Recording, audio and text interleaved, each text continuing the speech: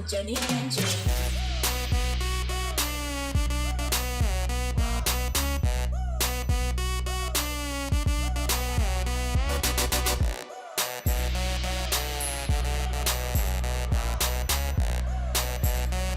This is the Noonas podcast with Jenni and Jenni. Dual set. Heart to heart. Noonas podcast. Oh God, I'm sorry. That's just like it's kind of different when we have like another person around. Sorry.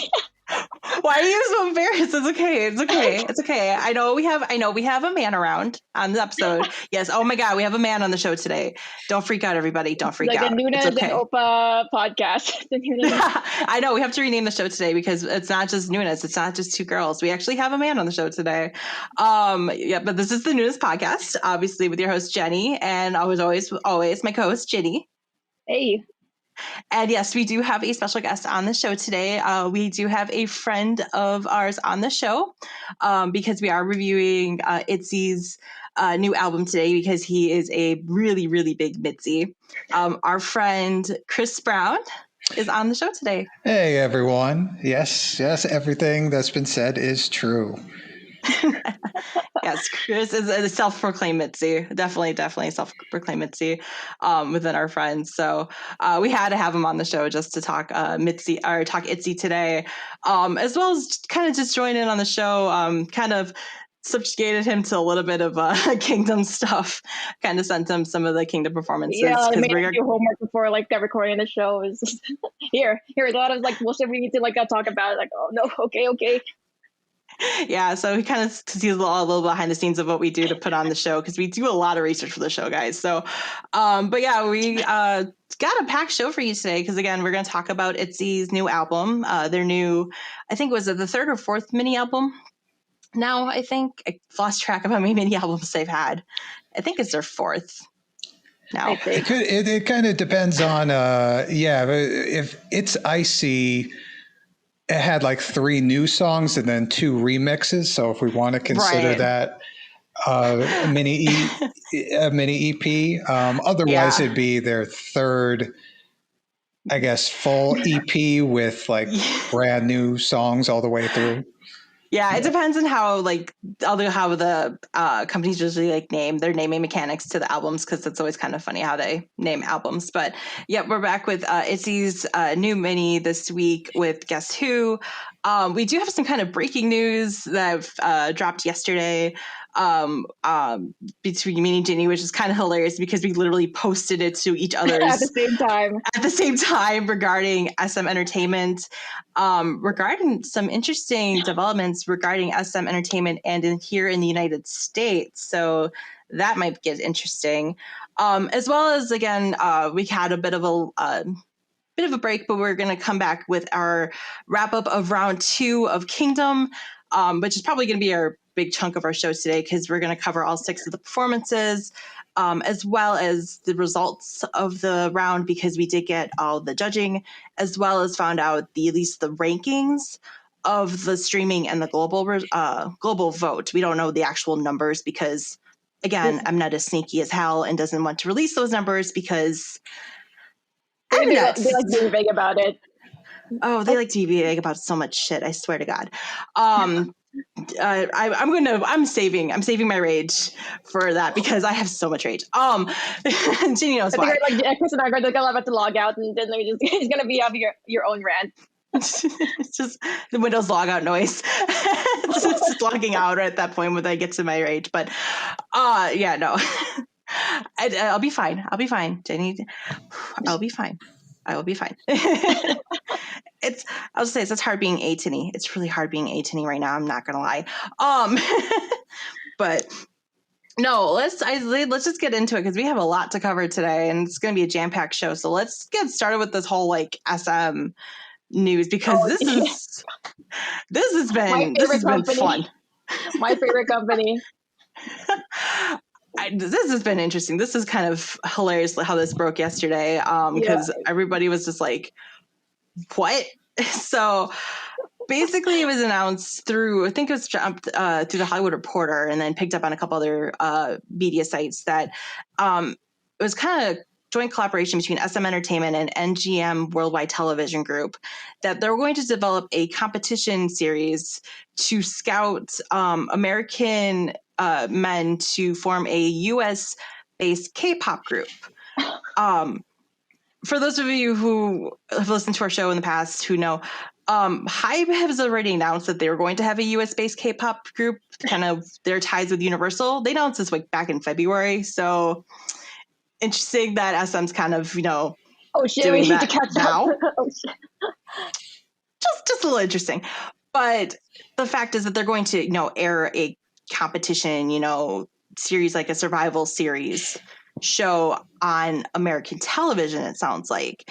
And what it sounds like is it's going to be yet another branch of the supergroup NCT, which we've talked about on the show, which, again, we're both fans of NCT.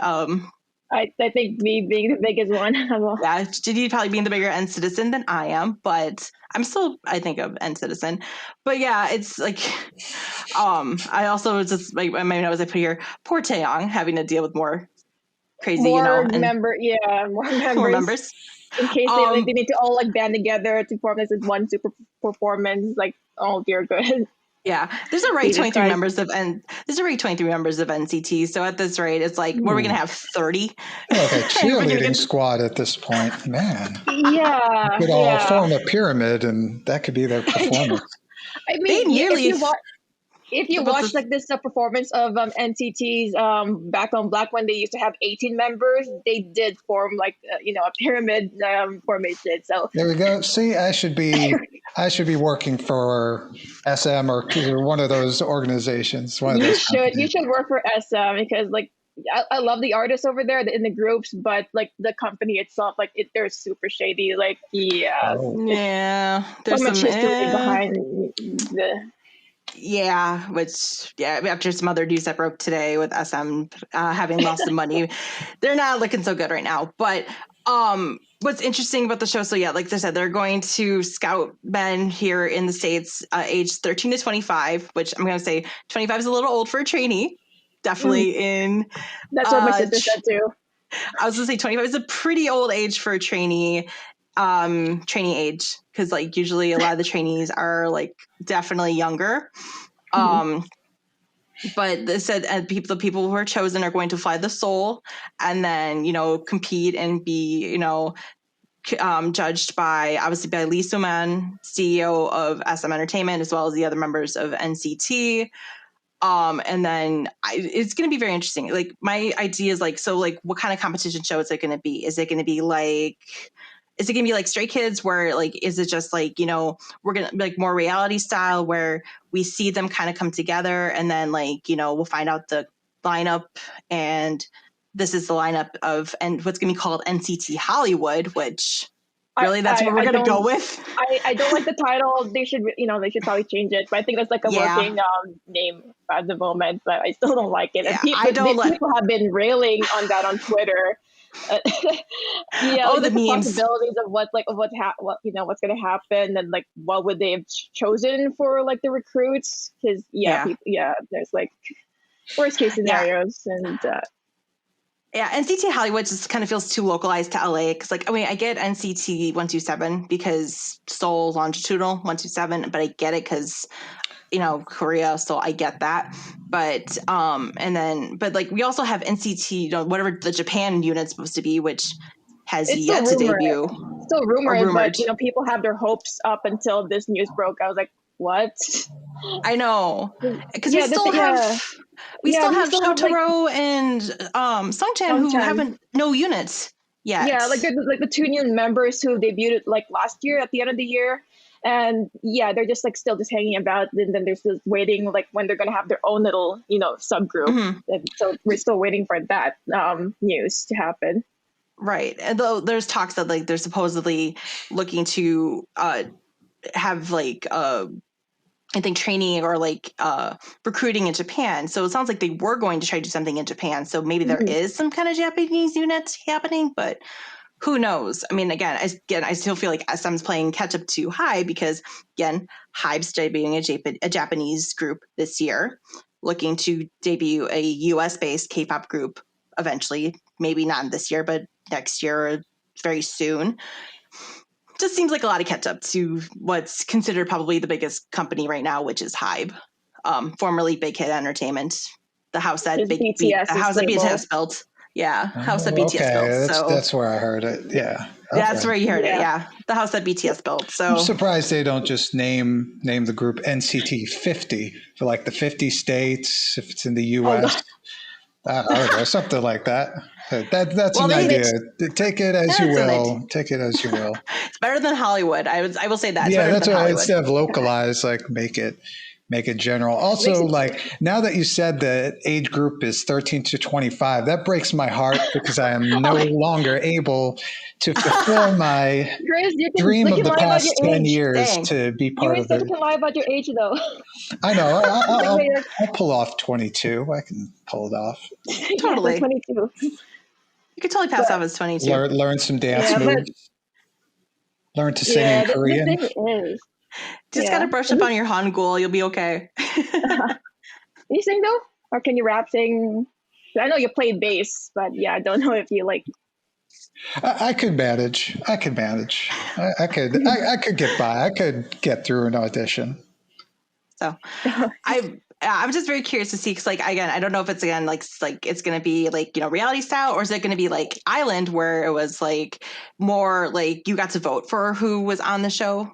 And Island, while it wasn't really popular in Korea, it was really popular with the global artists. Like it was viewed, you know, concurrently in lots of different countries online because it was being streamed on YouTube, and like they said they were getting votes in like over 140 different countries for this show. So like that was really popular, and that was for in hyphen.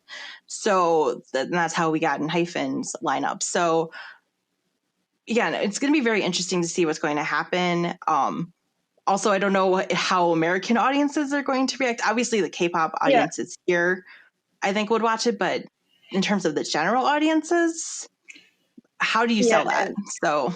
Yeah, and I don't know if we're gonna have like a channel like where we're gonna catch up on, you know, like watch the show on live, and like how big, you know, like the American audiences will, you know, be tuning into it. And yeah, for me, like you said, how like SM is catching up on, you know, HYBE success. Like I see it as, you know, I said this to Jenni, is like HYBE right now is like the Disney Marvel Studios, while SM and like the other companies are just playing catch up. They're like the DC Sony, you know, like the equivalent in the K-pop business right now. The only difference is I love like the artists from SM, but I just feel bad at how the way they're being treated. Or again, like whenever there's like a new group established, then like the older groups would like, you know, like just be thrown out in the edge. Kind of like that, like there's not that much promotion for them anymore, and like you know, the same pattern happens when we get like a new group. So, and plus NCT is already like, you know, such a like a large factor. Like it's going to be difficult to like manage like them both and like to give them like, you know, equal, I guess, luxury and like equal like time for them.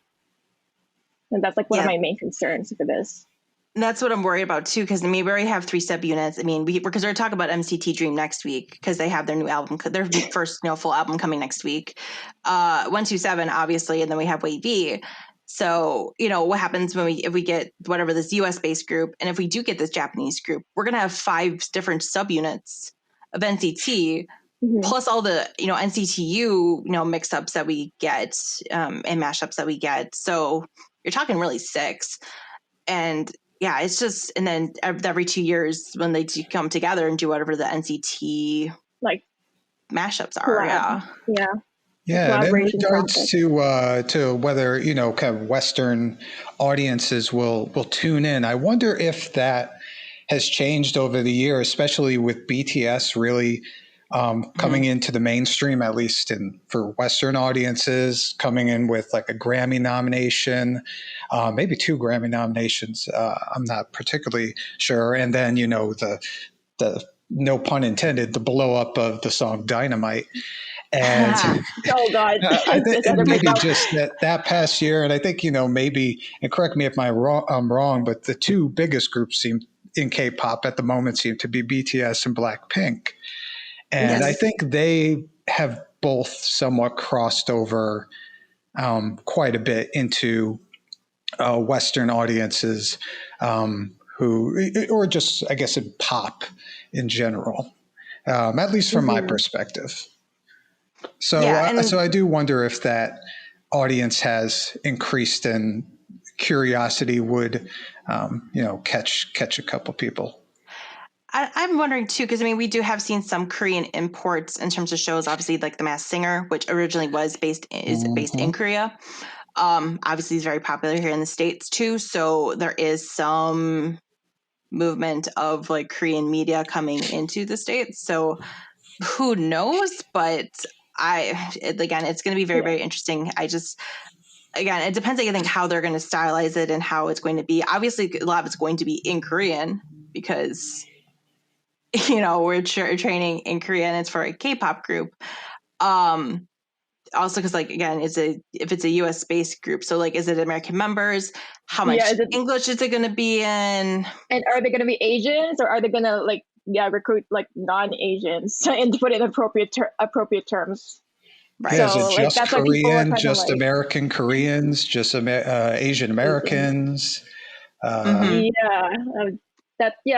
NCT, like they got a lot, like, not just non-Koreans, but they also have Asian Americans, which we have two currently with Mark and Johnny, and we have so a couple of Japanese members and many in Chinese and countries too. And we have a Thai member too. Thailand.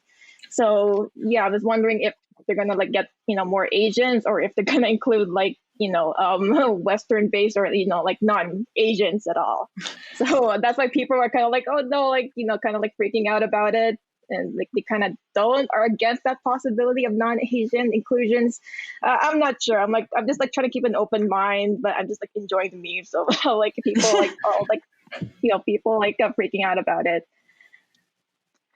No, it could be very interesting. I mean, especially, in the past you have, bands groups like Blackpink, where you have, and you mentioned a few before from NCT, but you have someone from, I think, Thailand and Australia, or originally New Zealand. And even Luna, I believe, has a member from Taiwan.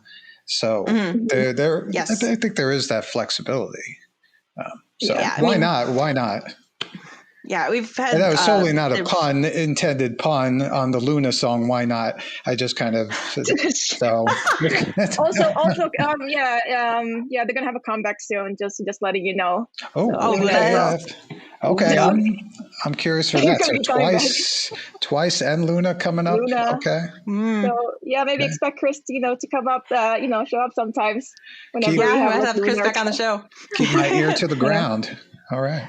I need to get more into Luna. Definitely. I know Luna's been floating in my radar. So, and I think speaking of Luna, in regards to this, you were talking about these little small groups, and it seems that with NCT, and correct me if I'm wrong, they seem to start out as a big group and then kind of split into small groups.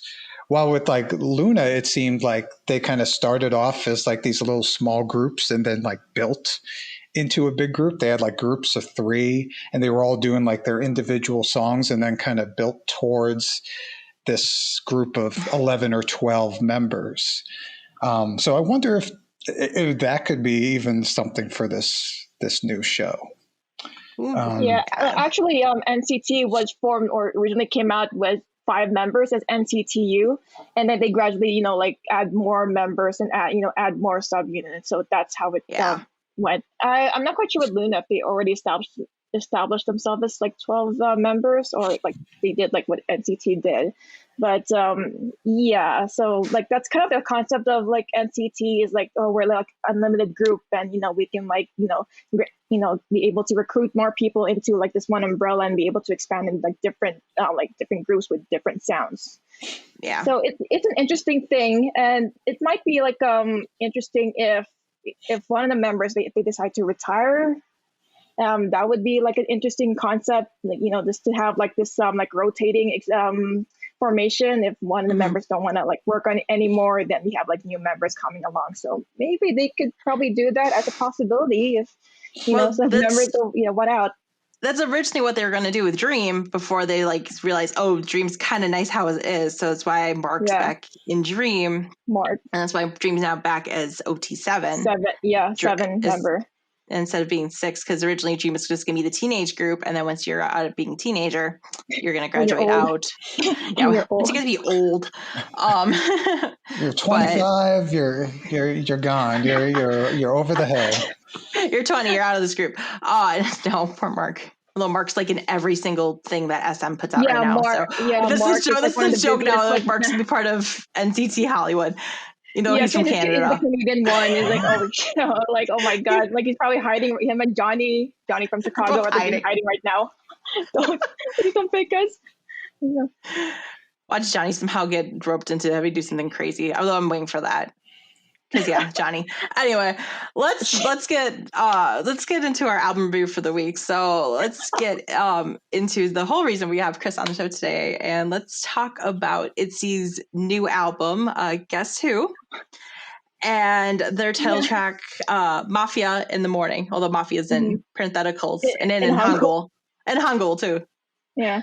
So, but I will say this: I'm super happy to not cheat and watch the third teaser from JYP because I know. Yes, like as much as I like something, I like JYP groups. Same with SM. Like the business behind it is like it's so lousy in its advertising, and promoting. Because like they're kind of infamous of like spoiling the chorus lines of like the teasers before they show like the music video, so that's why people are like, no, we're not gonna watch the third teaser.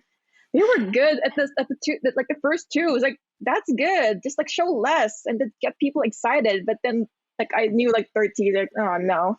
Yeah, so just leave it there. We're good. You teased enough. Like it was really cool with like kind of like bullet point, like the gun.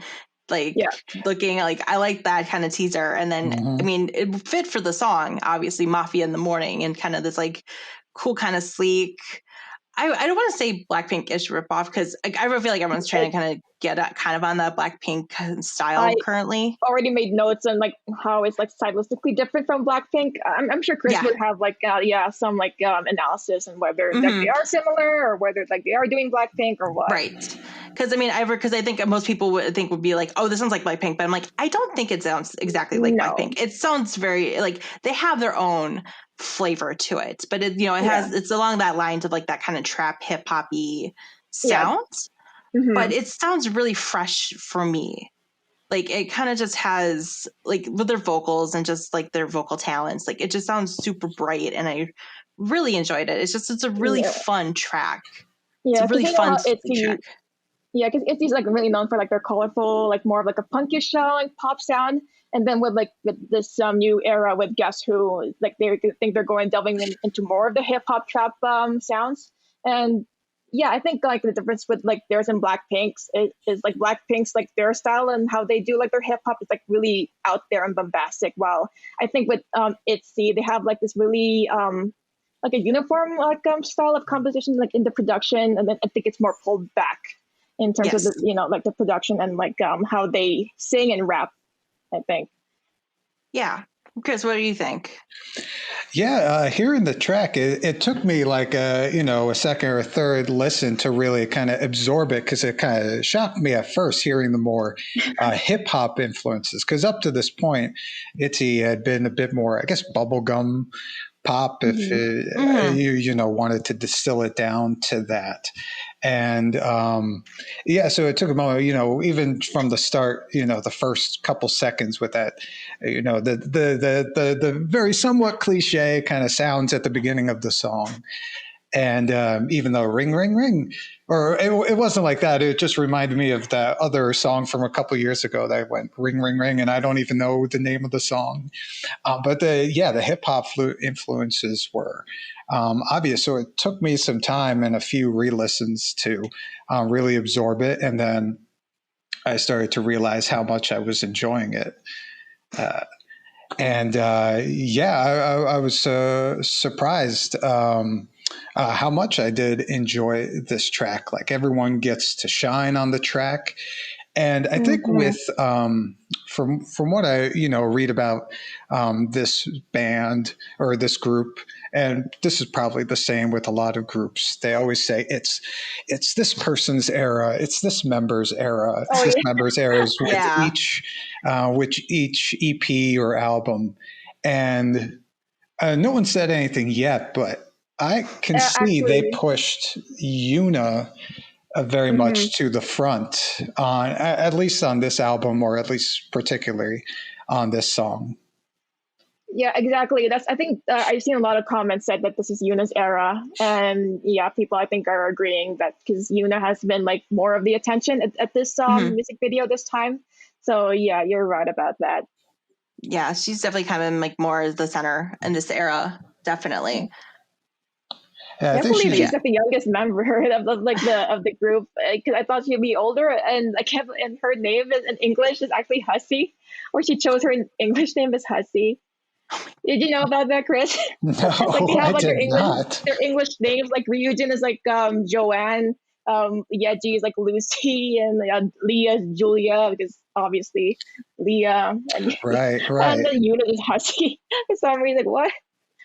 Okay, yeah, because I think she's like Yuna's like 18 or 19, something like. She started like in the band very young, I guess the word is debuted Right. with the band pretty young. So it's good, and it's good to see her get her era. Sometimes I think up to this point, I would say like her vocals really worked with all the kind of singles in the past. It's hit or miss for me on this song because I think kind of with the darker tone, I guess, to the song and kind of the very cutesy vocals she has, sometimes that clashes a little bit, and maybe more so on some of the other songs from the album. But that's still a very minor nitpick. Okay.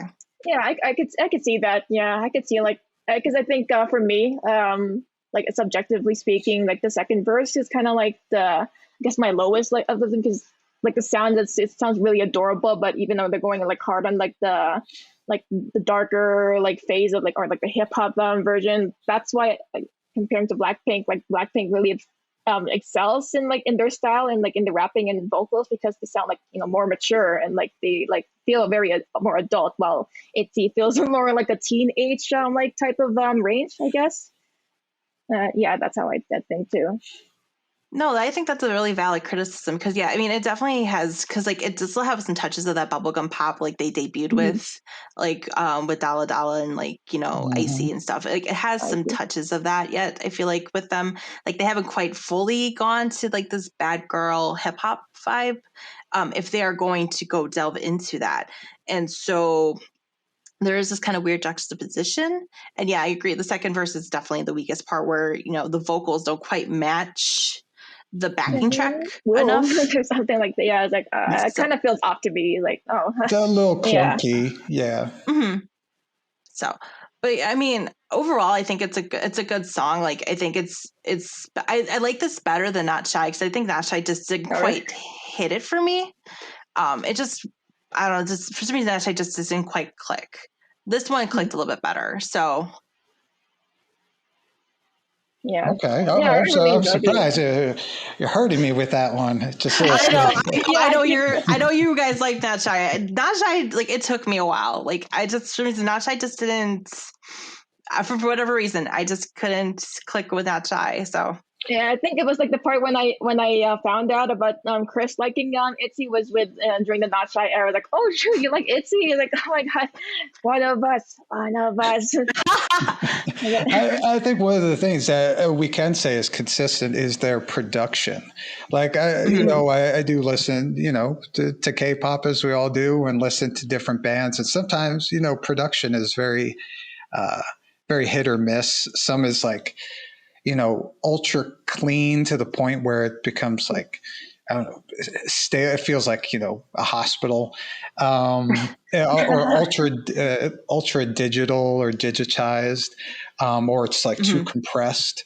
But with ITZY across their whole, I guess their whole discography, their production's been very warm, very well engineered, and, just like all the sounds really pop without like overwhelming each other. It just sounds really good.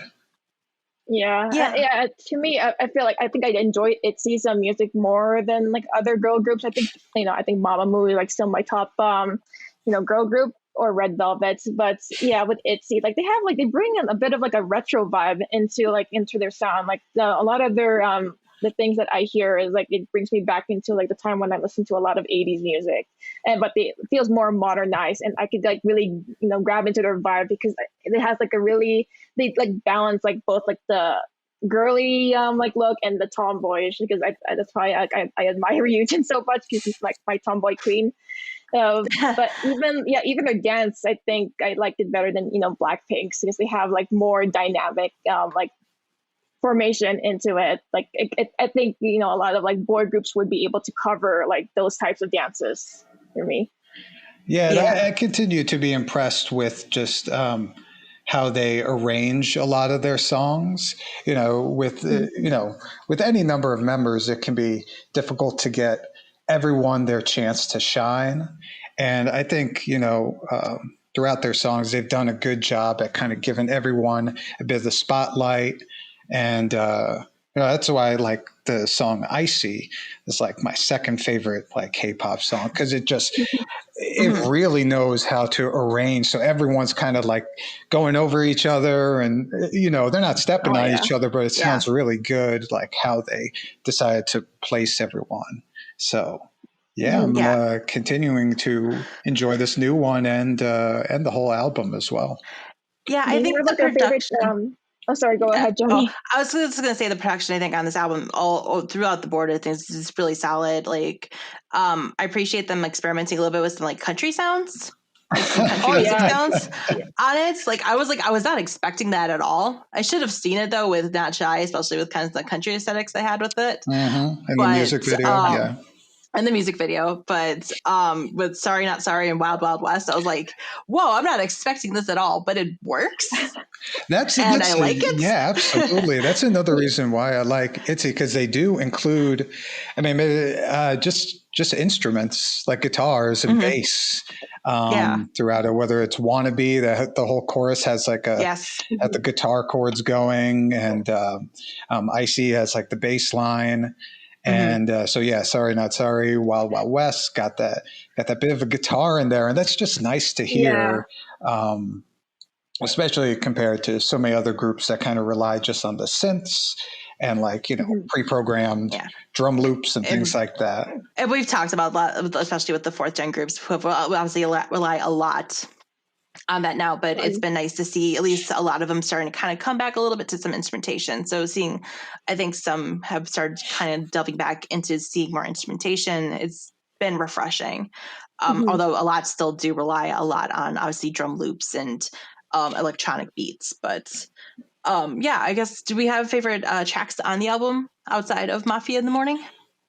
I think my favorite was Shoot. I actually like that one quite a bit. It's very kind of subdued and subtle. It's kind of got a Latin trap sort of vibe to it, but very chill. And I don't know, I just enjoyed it all the way through. It was very different from anything they'd done in the past. So that really caught my attention. Even when it gave, those teasers, just the little clips of the song early on, like that caught my attention. It's like, ooh, I'm going to, maybe listen to that one first. Yeah, me and Chris were like talking about and seeing like, which song sounds, gets your attention. I think me and him both said like Shoot, and even Tennis. Like, I don't know how you feel about Tennis, but I love like the last tracks. Kind of because it kind of like pulled back on the sound and feels a bit more quieter. But I do enjoy them utilizing like these subdued sounds and to an effect, especially with Shoot's chorus line, like how they use autotune, into like the sound that gives it the more oomph, and gives it like the more like more energy to it. I like it. That works really well, because using autotune can be dangerous. We've seen it. Chris. Do we tell him about Cypher?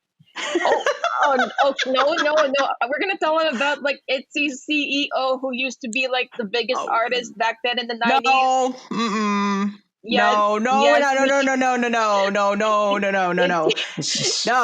do it after the recording. After the recording, before I have to go play D&D. Yeah, After, it's his boss in a nutshell. Yeah, that's why I'm like, I kind of felt a bit sorry for them that they're managed by that guy, but it's like I'm glad that they're doing well, and I'm glad that they got their first window this week for Mafia in the morning. So yay, congrats to you girls. And for this case, the auto tune worked well because it worked within the song. It wasn't just to pitch shift the voice or something, or to someone made a mistake, let's do that. They were using it to create a sound for the song. And yeah, I was really digging that track. Tennis I liked quite a bit too. I think the part that goes smashing is a little kind of awkward, but the rest of the song I liked a lot. And it was the same with the last LP or the last EP, Not Shy EP, where I really liked the last two songs on that album, which are a bit more chill. It was like Surf and Be in Love. Oh yeah. And those are both very kind of chill, like sit on a train and stare out the window type vibes, which I really loved. So yeah, I'm glad they brought in some of those, even though they're kind of going into these darker tones, at least for for ITZY. Yeah, I'm glad that they had some of those sounds on this EP. So yeah, big shout out to ITZY and my future wife. Which one? I was gonna say which one of them. Pick one. Yeah. What was I can never pronounce her name correctly. At the time, Region. What was her English name? Joanna. Joanne. I think that's my call right now. Yeah. No, I'm actually happy to hear that they got a win because it's been such crazy obviously competition because Hyphen's been killing it on the music shows lately with Drunk Dazed. But and I think it's been a long time since the last LP. It's been like a year and maybe more than a year since almost. I feel like it. Because I feel like Not Shy, I think came up around August. Like I think it's around like late summer. It was late summer, so it's been close to a year. So yeah, it's been a while since we had an ITZY EP. So yeah, it's been. That's right. They did put out 2 LPs last year, or 2 EPs last year. So yeah, it's been a while since we had something from ITZY, but no, I think it was solid. I think it was a solid music from them this time around. So we'll have to wait and see where they go from here. But I think this was pretty solid from them. Yeah, I like how their hip hop genre is like a kind of like a compliment to like their brothers in the JYP, which is Stray Kids, because they kind of have like a bit of a hip hop vibe, but they feel more lighthearted in terms of like Stray Kids, more gritty, like darker, EDM hip hop sound to them. So that could be a cool compliment. Yeah. Also, thank you for my transition because now I'm going to Kingdom. So thank you for that, Jenni. No problem. That was an accident. Thank you. I was trying to. Did you want to go over Yukika or wait? Oh yes, let's get over. Because you wanted. Sorry, I didn't want to mess up the transition. No. I can figure out another way to transition to Kingdom. Believe me. Like Yukika, you know what else has what else has the letter K in it? Kingdom is Yukika. You wanted to review another album while we're on the show, and you wanted to review Yukika. So go right ahead. Me and Chris, because I did listen to Yukika this week, and a bit of a short story. I was introduced to the artist from my sister, which Tabi, and I fell in love instantly with like the city pop genre that she's able to do, and she's able to replicate that perfectly. So. Yeah, I think would it be your first album that you've heard from Yukika? This album, Time About? This is my first introduction to her. I just kind of learned about her from this music reviewer I watched time to time, and he brought up some EPs he had heard that he wanted to, shout out, some love to, give some love to, and Yukika was one. I just heard his quick review. I'm like, oh, let me check it out. And I fell in love with this album. Speaking of just like excellent production, both with ITZY and this one, this is just so warm. And I like your description of it, the city pop. Mhm. It does. I guess just to give some background to like who is Yukika. She seems to be a Japanese artist that's, I guess, stationed. I don't know if that's the right term, but stationed in Korea, in Seoul, Mhm. and Yeah. Yeah, she put out this little EP, "Time About," and it's just so warm. It uses, it's some great guitar, great bass to it. Has some just great pop sounds that kind of use a lot of the J-pop sounds, a little mix of the Oh yeah. K-pop sounds, a little bit of kind of that coffee house jazz, even, which I just really love. It's just so warm and inviting. You just kind of want to sit there with like even though it is, some of the songs are very like danceable and fun and a little kooky. Just the whole vibe of it makes you just want to sit with like, a warm cup, just sit by the window in a coffee house. Yeah. Uh, yeah, I really, really enjoyed it. The 18 minutes or so.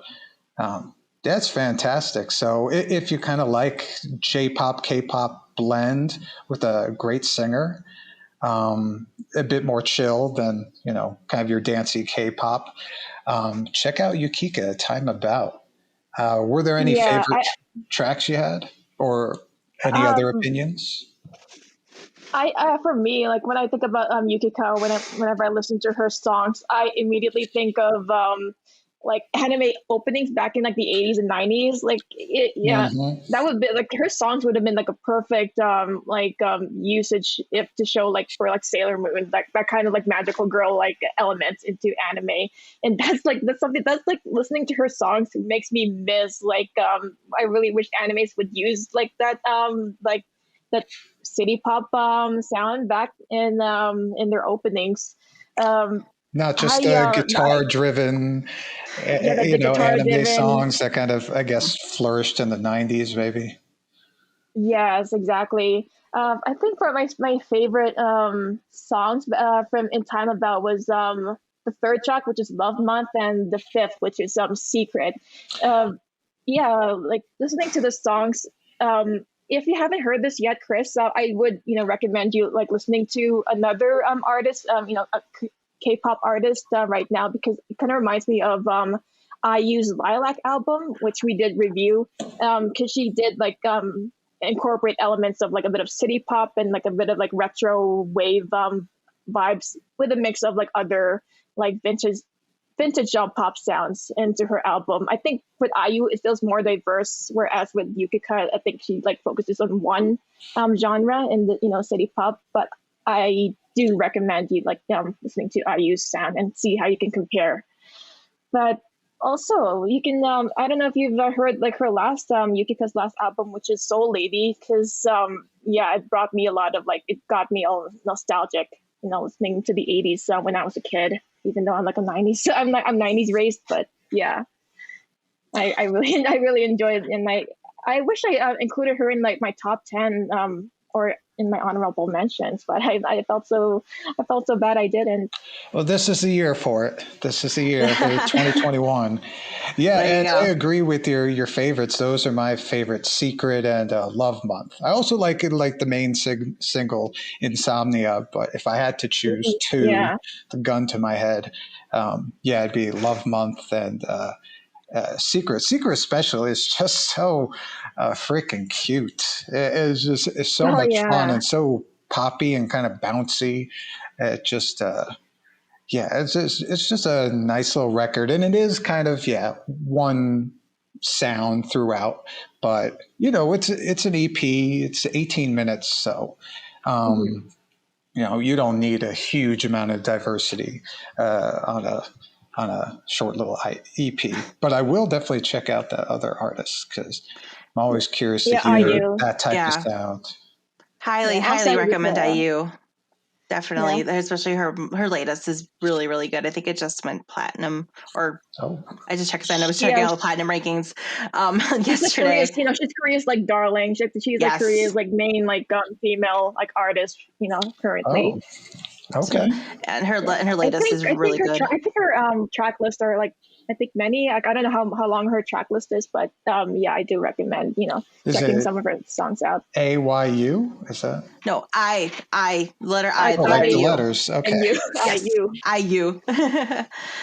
But no, that sounds kind of up my alley too. I'm gonna have to check out Yukiko here because I didn't get a chance to listen to it myself, but this definitely sounds up my alley, especially when you said magical girl, Jenni. Like you totally like hit me. I'm like, Oh yeah, I'm there. Yeah, You know me so definitely well. check it out. I have to go back and listen to Soul Lady as well. I was just trying to keep time about in mind for this episode here, but I'm definitely going back and listening to Soul Lady, which I think it might be an LP because I notice it does have a longer track listing. So I think studio album with Soul Lady. I think that was her first studio album, and then with Time About went back to mini album. Okay. Nice. Yeah. I got some stuff to listen to this weekend then, I think. Mm-hmm. On a chill weekend. So, but let's get to our main bread and butter of the show, because this is probably going to take us a little bit of time to Getting discuss. medieval on this. No, I'm kidding. No, because we have 6 performances we got to talk about. That's the time we leave. As I apologize, Chris, if you are going to get very lost during our discussion here, because we're going to be talking about these Kingdom performances from round 2, from Kingdom Legendary War, because this was a very, very interesting round of competition, I think, this time around. So the theme again of this round was Reborn. So it was these songs so teams paired up and got to cover each other's songs. And if we remember from round 1, Ateez had won basically the judges and the peer votes, so they got first place at that point. Although with the global and the streaming, they didn't do so well there, and I'm not going to talk about that anyway. But triggered. Slightly triggered. I'm sorry, I'm an A team. Sorry. But because they had done that, they got to pick first out of the remaining 5 groups who they wanted to collaborate with in terms of the switch. And they decided they wanted to switch with their one of their favorite seniors, iKON, who they've all really looked up to. So that's who they decided to choose. Because then Stray Kids was in second place. They got to choose second, and they decided to switch with B2B. And so the remaining grouping was the boys and SF9, because that's who was left. So with that, we're going to, I guess, get into round 2. And so the order's also decided, I think, by ATs as well. I think they got to choose the order. And the way the order was done was that the groups got to go back to back. So it was one pair and then one pair and then one pair. So the song switches kind of were back to back. So the first pair that got to go was SF9 and then the boys. So the first group to go was SF9, and they were covering the boys' song, The Stealer, which is actually, I think, one of my favorite songs of theirs, their single from last year. And I will say this. I think, they didn't have a high hurdle to jump after round 1, because round 1 was a little rough, if we remember, Jenni. But no, I don't remember. I get that performance was, because that's how forgettable that performance was, because that's why they ranked 6th. They only got like 400 points in round 1. It was pretty bad. Because they only got 400 points and they got like no peer evaluations, and then they got a lot of pity votes. But I do like the idea of what they did with the song, because again, the song called The Stealer, they decided to kind of do this idea of like them stealing the crown from the boys, since the boys run Road to Kingdom. So that's why they went with this whole kind of this whole mafia theme on the performance. Not like ITZY. Not like ITZY. No, not like ITZY. Not like ITZY, but they did draw a lot of inspiration from the Korean movie New World. It's a very, very popular Korean gangster film. So there's a lot of references from the film throughout that. They practiced a lot of like fight choreography and, did a lot of stuff through that. So, I mean, I praised them because they did, obviously, I think, utilize a lot of their acting prowess because, again, a lot of the members in the group do acting on the side. We've talked about this before in our Wikipedia sessions. However, in terms of my feelings, in terms of this, them changing the song, because again, the theme is called Reborn. So it's they're taking the song and reborning it under under their group. So like trying to change it up a little bit. So it's like under their, sound like more of like SF9 song. I didn't really see much of a difference. There wasn't much of a difference between like the boys' version of Steeler and SF9's version of the Steeler. It's like just sounded like a straight cover. Yeah. I think because I know like I think the requirement is to like change up or like a bit like remake the song into your own sound. And I think there's not much to like take since SF9 is really good at like doing a lot of dance pop EDM types of songs. And the Steeler is like way up in their alley. Is like, well, what's there for us to change it? It is like similar to our sound, Like, yeah. I mean, like that would be a bit of a challenge for them. Yeah, I mean, they added a dance break, which was more of a dance/fight break, dance/ fight choreography break. But I mean, and I will say this in terms of like the what were you gonna say? No, I did remember like some of the scenes in there or like how they acted it out really remind me of Yuno's "Thank You" music video because like there was like the theme, like the head boss was like with smoking and under the umbrella with his bodyguards, and all of a sudden like a fight or like an assault breaks out. So like, hey, isn't that from like Yunho's like a music video? Which is funny since Yunho was supposed to MC the show with his partner Changmin until like controversy came out, and then he had to like back out. Like, okay, no, I'm not hosting this show anymore. Which I think also did references from New World too. So again, that movie's been referenced a lot in Korean media. Oh yeah. So but yeah, I mean, in terms of like the actual like plot of the performance, like because we've obviously seen a lot of these performances have like tell stories throughout them. Right. I think it's a little disjointed because they keep going back and forth between like the front stage and then they kind of going back into the like this like kind of like warehouse like Mafia, like, kind of like office layer kind of thing. And it just kind of keeps getting choppy back and forth. And it's just not really smooth in terms of like the actual storytelling of the performance. Like it just kind of keeps going back and forth and like who has the crown and who's handing off to who and stuff. So it got a little muddy there in terms of that. I will say the choreography definitely was better this time for them. But all in all, it was like, okay, it was okay. Like I was just like, this was fine. I mean, it was better. It was better than week one for them, but again, wasn't a high bar for them to cross because week one was pretty forgettable for me. But I liked it. I liked it. What was the one that Chris watched for like the shows or like the? Did you like, watch this one? I watched this one. The SF9. What did you think? Yeah. I mean, I guess I have nothing to compare it with. But I wasn't sure what to expect when I went into this. I was expecting more of, I guess, kind of, I don't know, not America's normal Got performance. Well, I thought it'd just be a performance instead of aligned with this camera work and going through corridors and following along and telling a whole story. So that intrigued me quite a bit. And I know the references are to like Korean films, but I was thinking a mix of West Side Story and Scarface.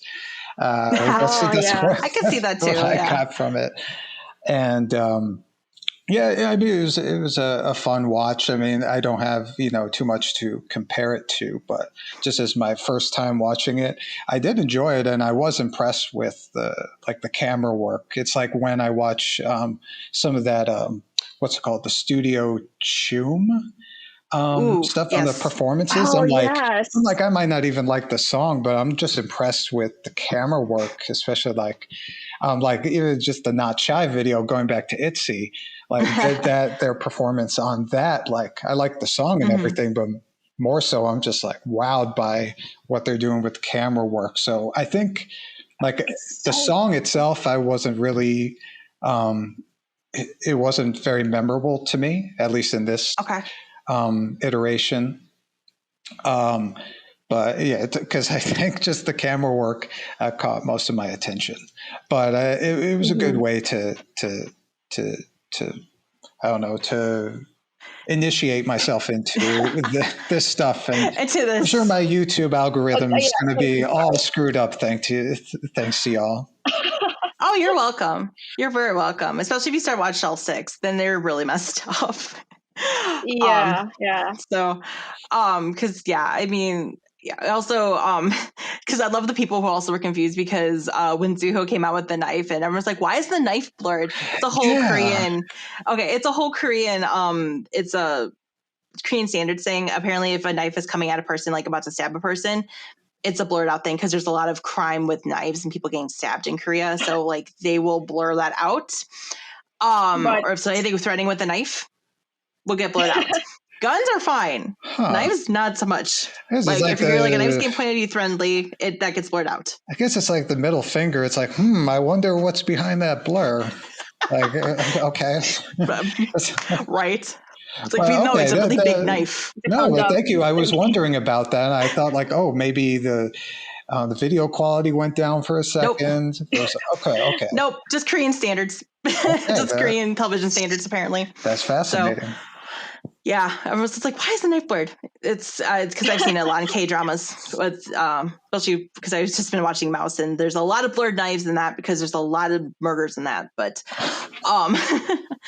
yeah. So I'm gonna so going on to the next performance with the boys now covering SF9 song, and they went to cover O Sole Mio, which is more of a Latin pop song, is an earlier song of SF9.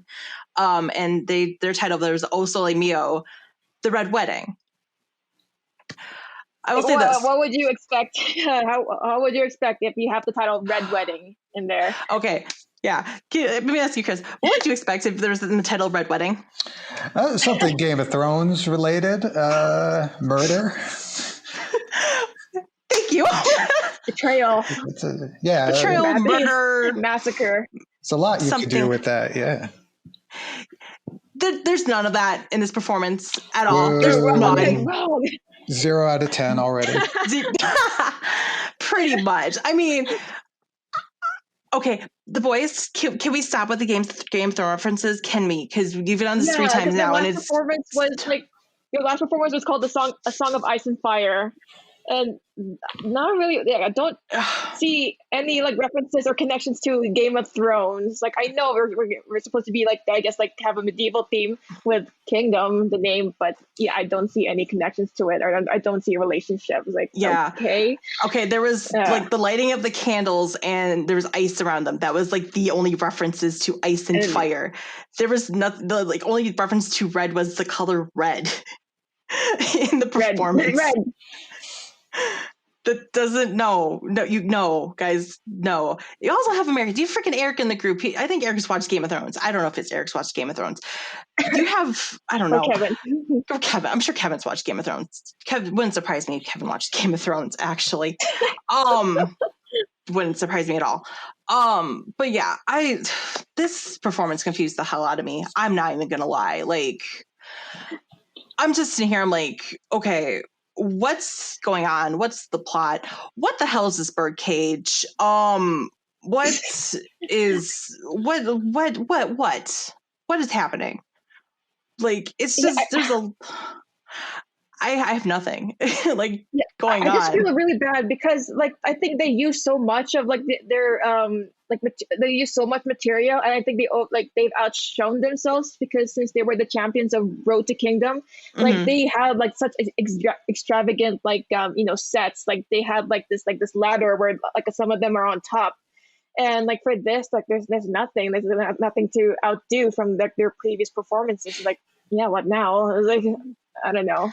Yeah, they've kind of like, I feel like they've like hit peak, and like now they're like on the downside, and they've, unfortunately, you're like not 100% sure where to go from here. Like I understand, like, and they're behind the scenes, like they were kind of like, well, now we're kind of in like, because they kind of had a mini Road to Kingdom reunion with a couple of the groups, a couple members of a couple different groups, and like, no, just kind of do this like for you guys, like be really proud of what you guys do. But I'm just sitting here like, what's going on in this performance? Because it's super confusing, and like I really don't know what's going on. Like, okay, obviously the choreography is super on point and stuff, because it's the boys, like they always have super on point choreography and stuff, but yeah, like, for a 12 or 11 member group, right? And but just like the plot, like there's I really don't know what the plot was of this performance. Like I don't know. Like I get they went like Latin pop to tango, which not a big stretch in my mind in terms of like changing the song up.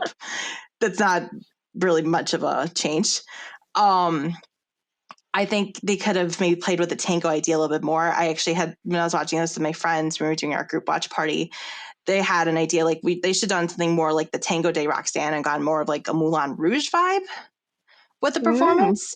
That maybe could have worked instead of trying to like, I don't know, curb off a Game of Thrones or whatever the heck they were doing. I don't know, because I'm not sure exactly what this was. Happens when their later performances like kind of references like the season 8, like what was like the episode like where like you can't see shit from like that episode, like so dark. What episode was that? Oh, the Siege of Winterfell.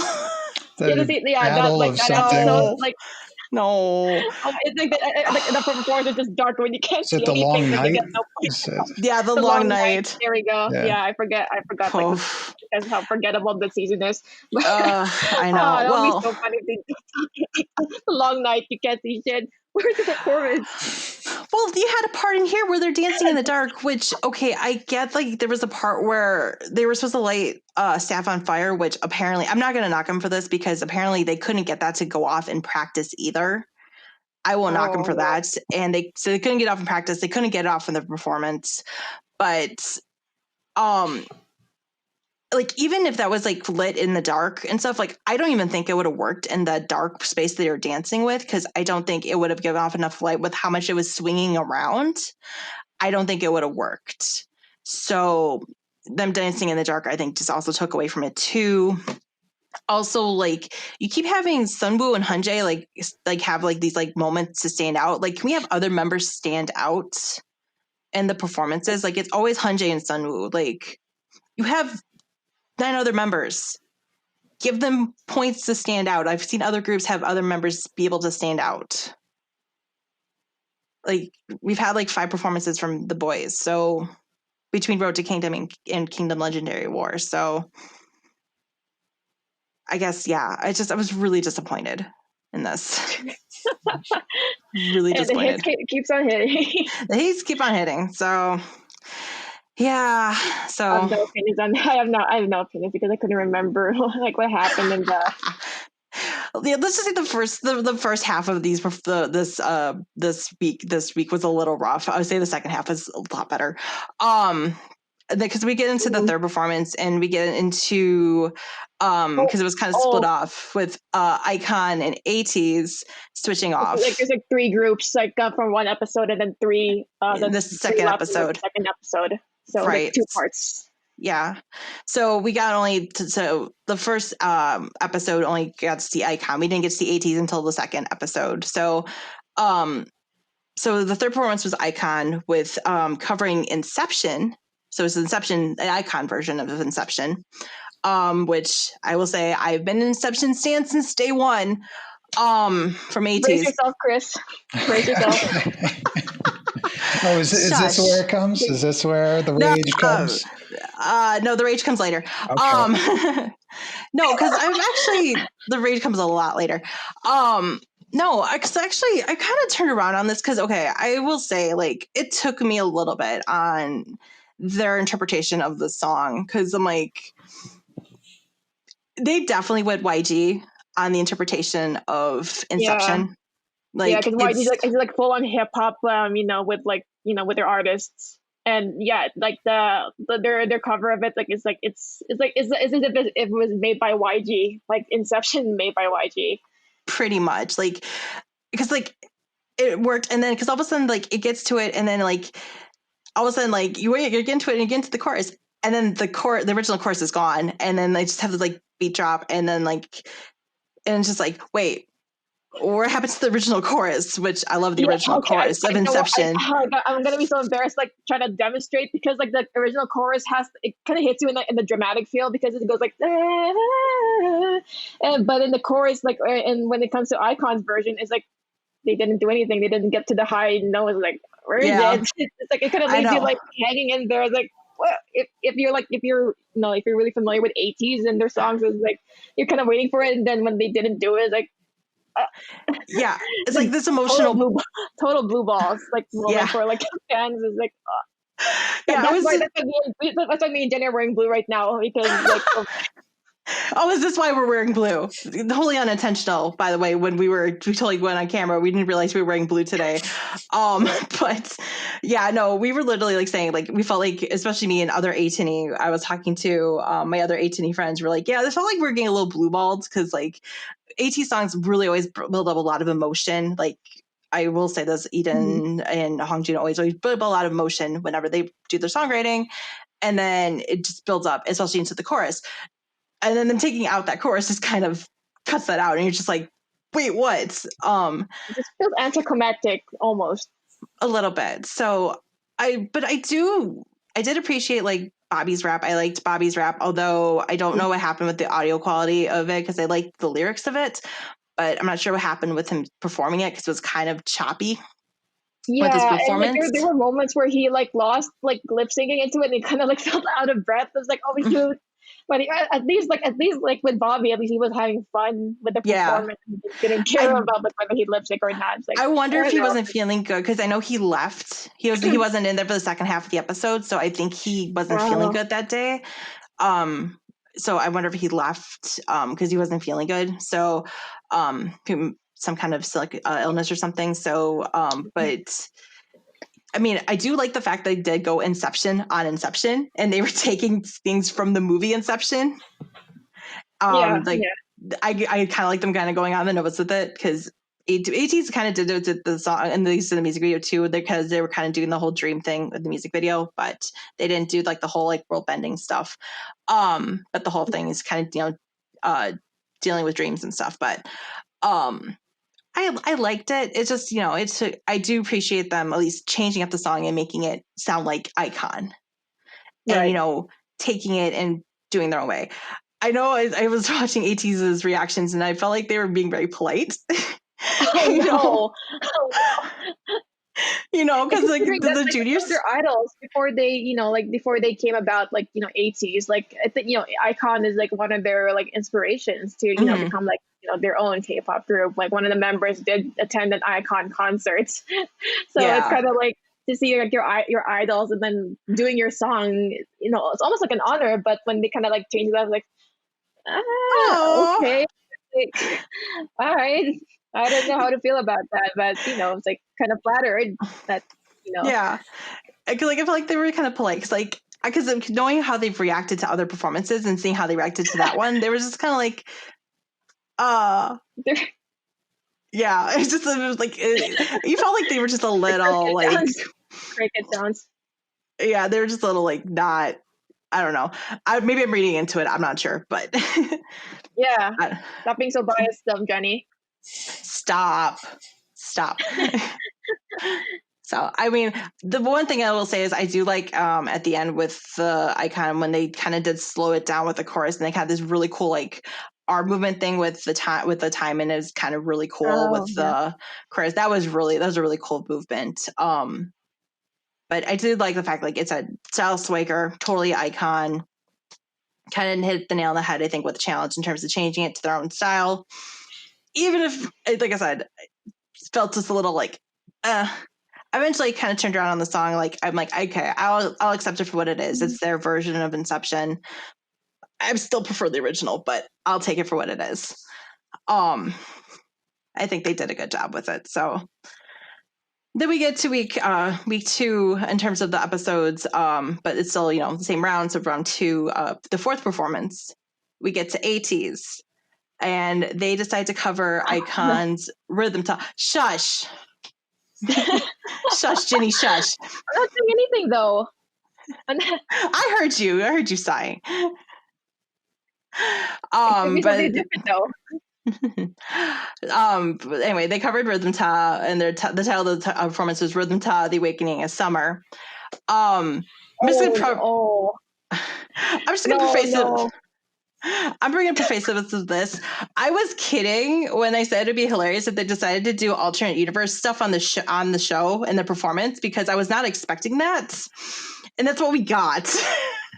Yeah, okay, just to be clear, Chris, because there's a lot of lore, like, layered into, like, ATZ's music videos and, like, their concepts.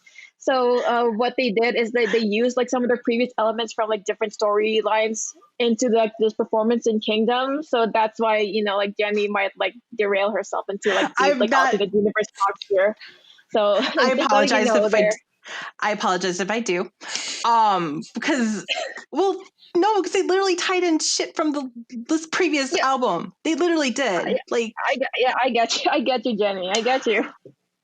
My mind. Okay, seriously. When I realized like what was happening was when it got to Hongjoon's speech, and I was just like, "What the?" I like literally screamed. I was freaking out.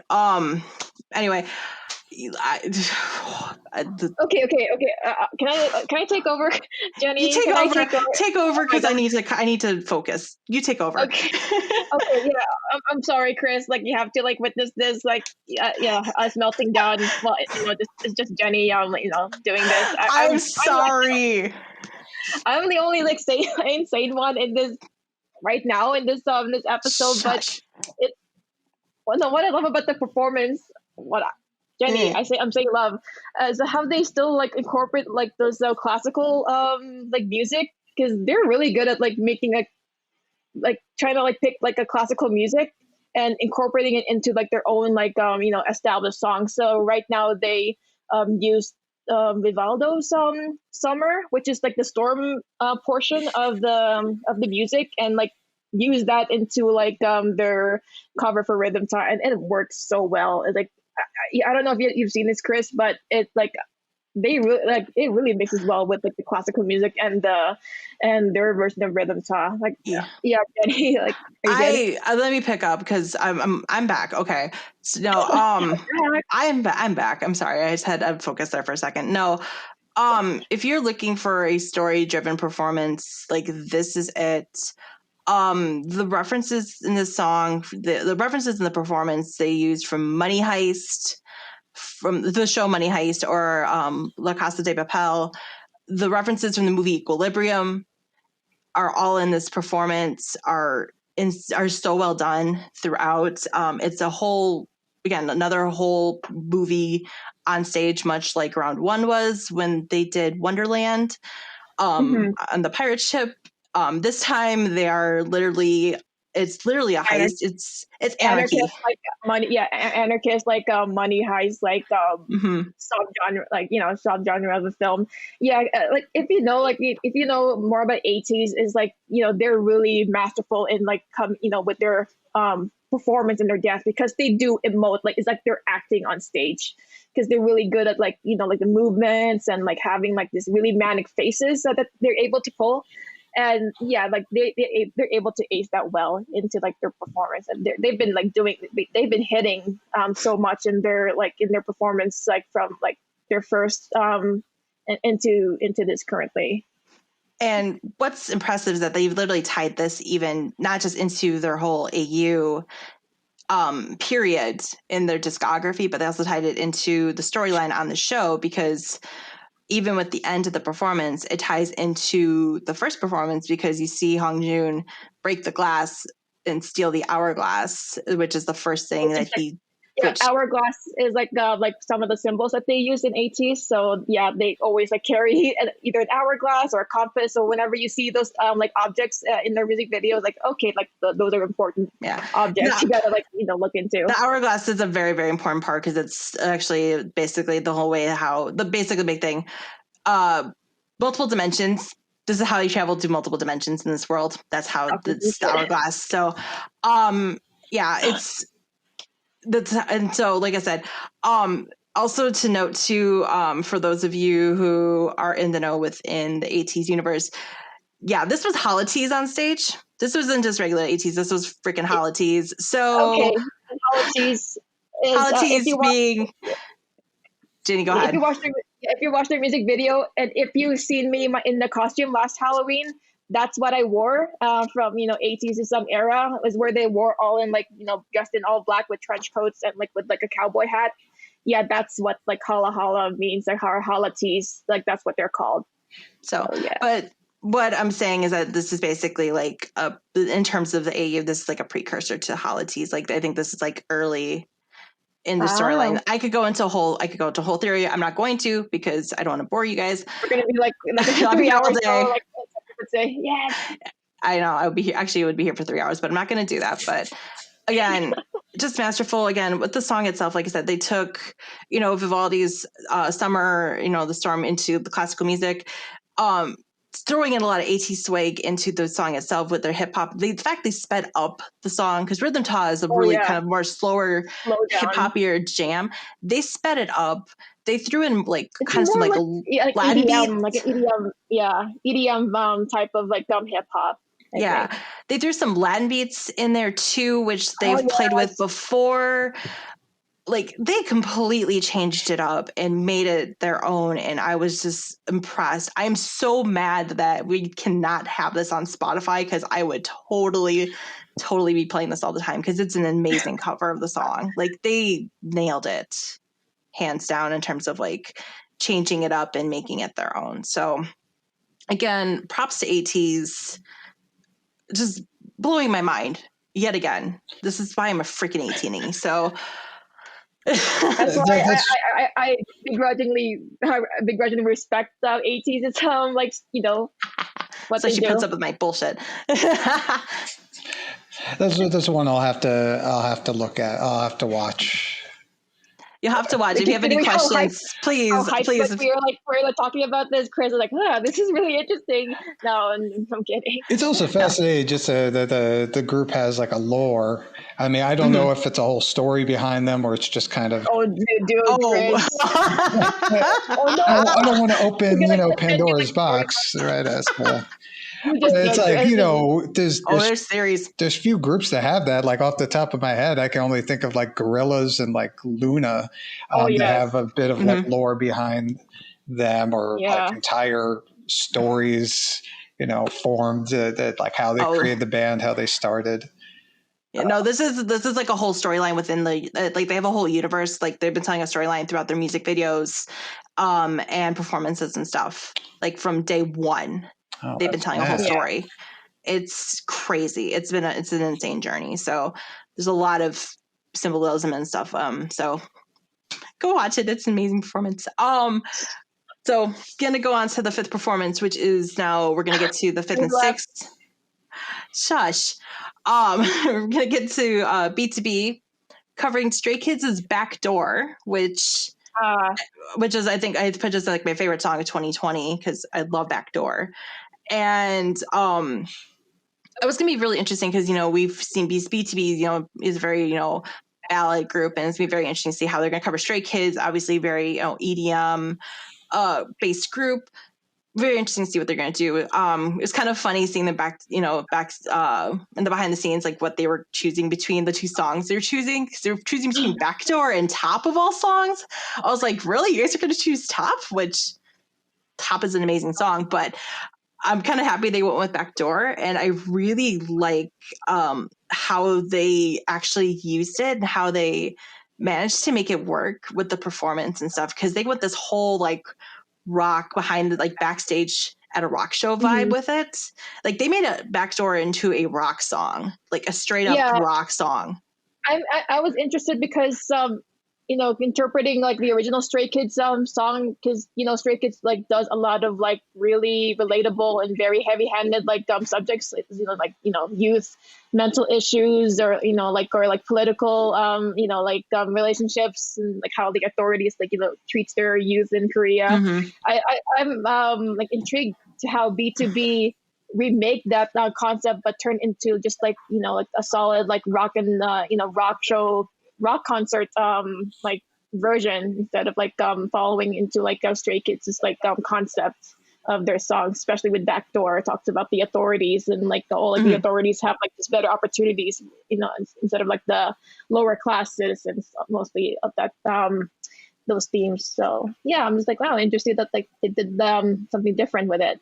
Yeah, and it worked. It really worked out really well, because they managed to really make it their own.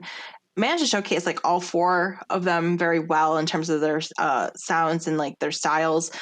Even Changsub, who wasn't even feeling that good that day because he wasn't really in the like green rooms with everybody else, like doing reactions, or at the end of the day, he wasn't feeling good, and he still performed pretty well considering. I will say this, holy cow, Peniel and Minhook's raps, those were some dirty, dirty lyrics. Reading those translations, like, oh no, I didn't know about this. They even put all Peniel's rap on the screen, because like even in the behind the scenes, like Peniel, like he like literally looks at the camera and he's like, what's the rating for this? He's like, what's the rating for this show again? Because he was about to make it super dirty. Considering he's like the American member of B2B, I was like, should I include this in the subject matter? Because literally the last part of it, the first part of his rap was like, how many licks does it make? And this is in English. Is how many licks does it take to make your Tootsie Pop? And they didn't even put the whole part on the screen. It's like, sir, what the hell?